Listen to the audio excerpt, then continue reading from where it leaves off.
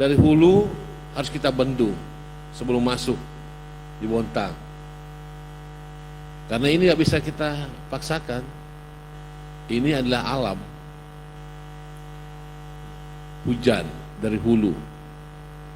Ketika hulu, kita berada di pesisir. Sifat air dari atas ke bawah. Nah, makanya pengendalian banjir dari hulu paling tepat adalah membangun polder. Polder yang kita mau bangun di daerah orang lain. Nah, Kota Timur nggak mau karena bukan skala prioritas. Makanya sekarang kita mencoba bikin polder di daerah sendiri. Sekarang terbentur dengan aturan. Ada pembebasan lahan. Pembebasan lahan tidak bisa langsung tiba-tiba dibeli. Berdasarkan aturan harus dibuat dulu kajian, studi lara, baru dibuat DED-nya. Setelah itu baru dibebaskan lahan sesuai dengan pemanfaatan lahan yang akan kita mau pakai. Pembebasan lahan ini dibentuk lagi tim yang diikuti oleh Dinas Pertanahan, bukan pemerintah. Lakukan appraisal. Setelah appraisalnya ada, baru dimasukkan ke pemerintah dengan sekian jumlah yang ada. Diusulkan lagi ke DPRD, dibahas lagi. Nah, pada saat pembebasan lahan, tidak semua lagi masyarakat di sana mau dengan nilai yang sama. Mengatakan, enggak, saya kan saya tinggi, nilainya besar. Pemerintah tidak bisa seperti itu. Terus ada lagi yang tidak mau, enggak, saya enggak mau, ini tanah saya, ini tanah dari nenek saya, sebelum meninggal dia pesan, jangan dijual. Ini kendala-kendala di lapangan. Banyak hal. Artinya apa? Tidak semudah itu yang dibayangkan dengan sesuatu yang proses yang panjang. Memang kita ngakui kalau di luar itu hanya melihat ya sebatas itu. Ya, beda dengan kita selaku pemerintah. Itu persoalan banjir. Belum lagi kalau hujan di tengah kota. Yang lebih repot lagi, hujan di hulu, pasang di hilir, di tengah-tengah hujan. Nah, itu namanya kiamat sudah dunia. Ini yang terjadi, Pak. Tapi kita coba. Nah, hari ini tahun ini kita lakukan perencanaan secara terintegrasi semuanya. Tentu Mak Adi mengatakan, nah kalau gitu apa yang kau lakukan? Kita sekarang lakukan perencanaan secara terintegrasi. Nah, saya berjanji di bawah pemerintahan saya, insya Allah kita bisa minimalisir banjir itu. Sekarang sampai kapanpun banjir itu tidak akan bisa kita selesaikan, sampai kapanpun. Dan siapapun pemimpinnya nggak bakalan, karena itu produk dari atas, nggak bisa itu. Kalau ada yang mengatakan bisa menyelesaikan banjir itu saya kira itu ya sombong lah ya, seperti itu. Nggak ada, Pak, karena banjir, karena hujan ini selalu ada, dan semakin lama semakin tidak bisa teratasi banjir ini, air ini, bukan banjir, air ini. Banjir bisa diatasi. Kenapa? Karena daerah catchment area yang dulunya menjadi tempat penampungan air, catchment area yang rawa-rawa, sekarang hampir semua menjadi pemukiman. Akhirnya air mencar kemana-mana. Sekarang yang rawa-rawa ditimbun, tempat catchment area semacam. Terus belum lagi masyarakat kita yang membangun rumah di sekitar Sempadan dan semacam. Nah, inilah tantangan kita. Ini baru satu persoalan banjir. Persoalan UMKM misalnya. Saya dengan UMKM dan pariwisata. Adineko kan salah satu partisi daripada pariwisata dan semacam. Bagaimana kendala kita sekarang kita? Menyiapkan salfrasnya itu juga sesuatu yang luar biasa. Merubah mindset pemikiran masyarakat juga sesuatu yang luar biasa. Bahkan diberi anggaran pun untuk ke sana, itu juga belum mampu secara maksimal memanfaatkan itu. Begitupun UMKM dan semacam. Budaya kita di Bontang ini adalah budaya pekerja. Karena memang kita terlahir, kota Bontang ini terlahir dari daerah industri. Kita coba merubah sekarang bagaimana yang orang tua kita yang berpikir tentang bekerja di perusahaan-perusahaan sekarang berpikir untuk menjadi pekerja, menjadi pengusaha. Dulu kan orang tua kita, kamu sekolah nak, kuliah nak, selesai kamu kerja di perusahaan. Karena mereka sudah terbiasa. Nah, ketika industri ini sudah mulai turun produksinya, bahkan sebagian telah tertutup, maka yang pekerja-pekerja ini menjadi pengangguran. Karena industri-industri yang ada sekarang ini adalah industri-industri yang tidak terbarukan.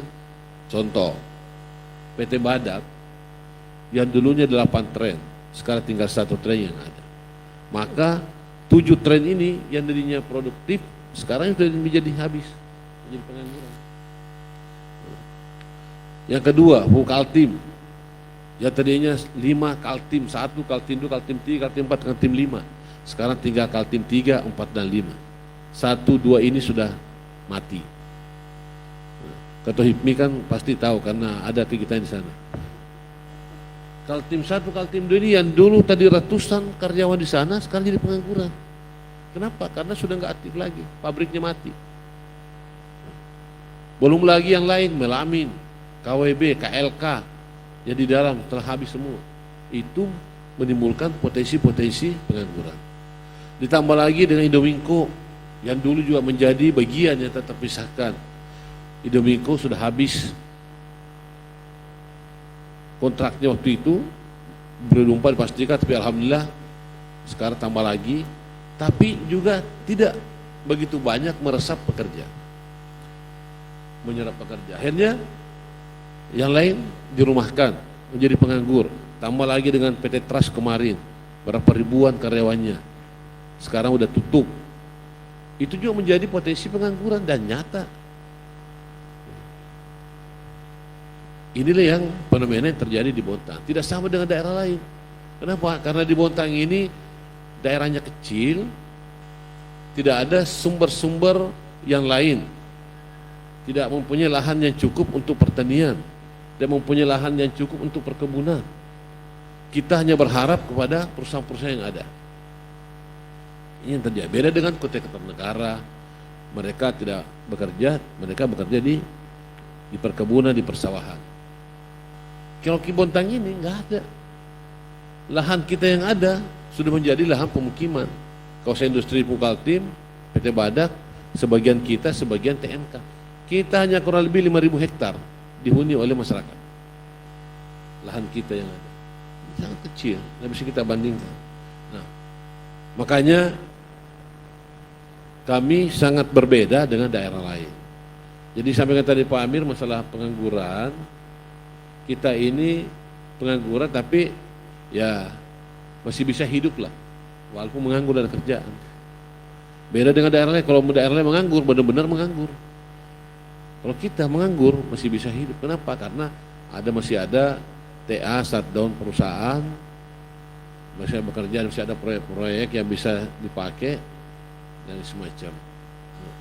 Makanya dengan fenomena seperti ini, saya membuat visi misi ke depan.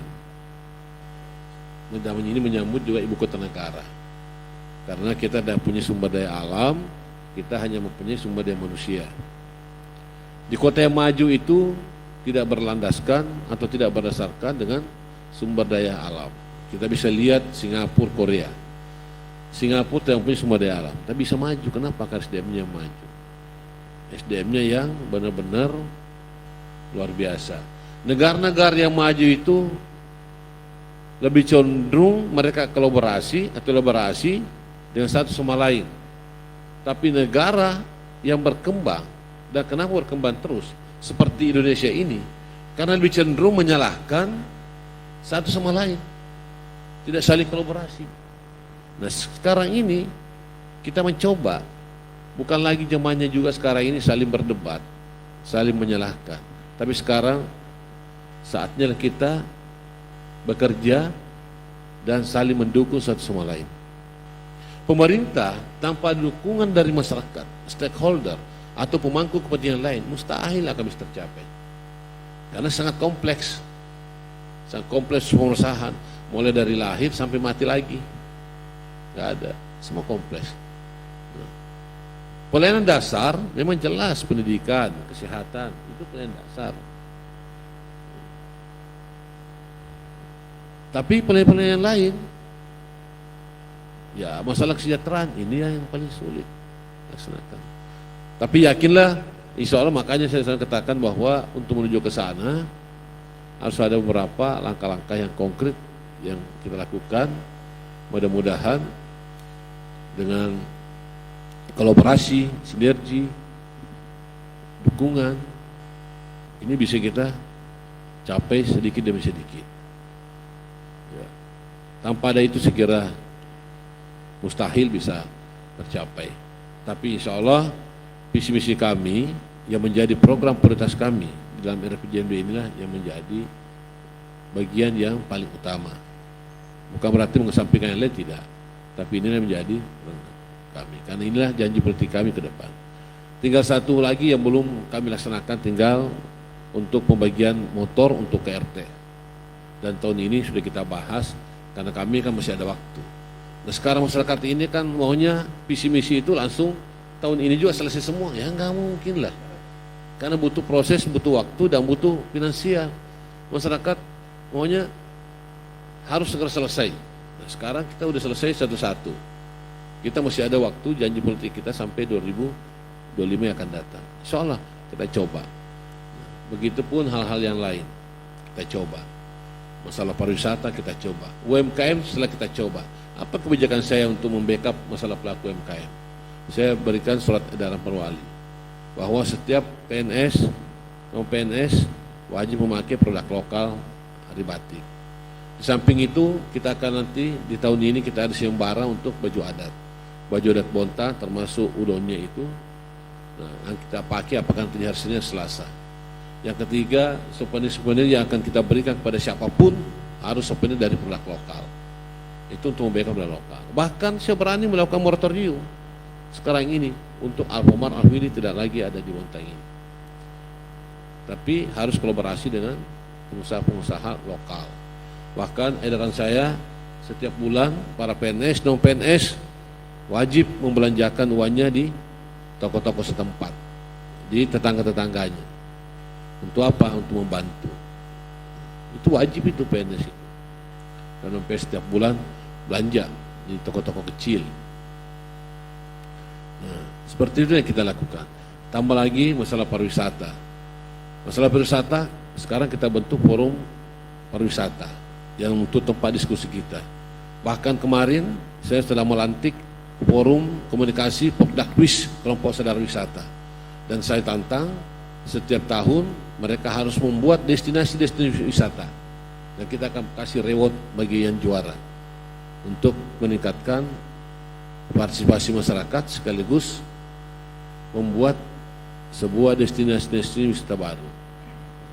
Dan insya Allah tahun ini kita mulai untuk pembangunan kawasan wisata adat di Guntung. Gambarnya sudah ada, dan ini juga akan kita nanti minta kolaborasi seluruh perusahaan untuk ikut serta membuat kawasan industri wisata budaya yang ada di Guntung. Ini sudah kita mulai, dan UMKM sekarang ini sudah mulai di launching di masing-masing kelurahan. Kemarin kelurahan Bontang Baru sudah meluncing namanya Boba Bag, tas untuk anak sekolah maupun masyarakat. Dan nanti tahun depan ini tasnya ini sudah kita beli untuk diberikan kepada anak sekolah. Api-api juga telah meluncing yang namanya sepatu lokal. Nah, dan sekarang ini kita mencoba meminta kepada lurah-lurah yang lain untuk ikut serta meluncing atau membuat namanya sepatu-sepatu lokal, tas-tas lokal yang nantinya dibeli oleh pemerintah untuk diberikan kepada anak sekolah. Karena selama ini semua perlengkapan anak sekolah yang telah kita beri semua kita beli dari luar, termasuk pemberdayaan mesin jahit lokal, tukang jahit lokal. Sekarang alhamdulillah, coba kita tanya sekarang, tukang jahit lokal sekarang luar biasa banyak kegiatan, karena semua PNS non PNS perusahaan perbankan wajib memakai batik lokal dan harus dijahit di sini. Ada pemanfaatan. Nah, kenapa tahun kemarin saya dengan Pak Amir dengan Bu Sekda kami diminta oleh Bank Indonesia, saya dipanggil karena PDRB di Kalimantan Timur yang paling tertinggi ada Bontang. Di tengah pandemi seperti ini malah kita yang paling tertinggi, naik 3% lebih. Itu pertanda bahwa ada ekonomi yang potensinya berputar di sini. Nah, saya berharap para pengusaha-pengusaha juga, dan tentunya saya mengingatkan, dalam hal masalah ramah investasi, perizinan tidak ada yang kita perlambat. Semua kita dorong kecepatan. Tapi tolong diperdayakan orang lokal dan kontraktor lokal. Di Mukaltim, di mana-mana saya sampaikan. Ini ada Pak Jayadi. Saya bilang izinnya tidak ada yang diperlambat. Semua dipercepat. Dengan catatan mereka menyiapkan bahannya. Karena kalau kita mempercepat tapi tidak siap, tidak lengkap dengan administrasi kan tidak mungkin juga. Nah, tapi ketika lengkap langsung selesai sesuai dengan kewenangan kita.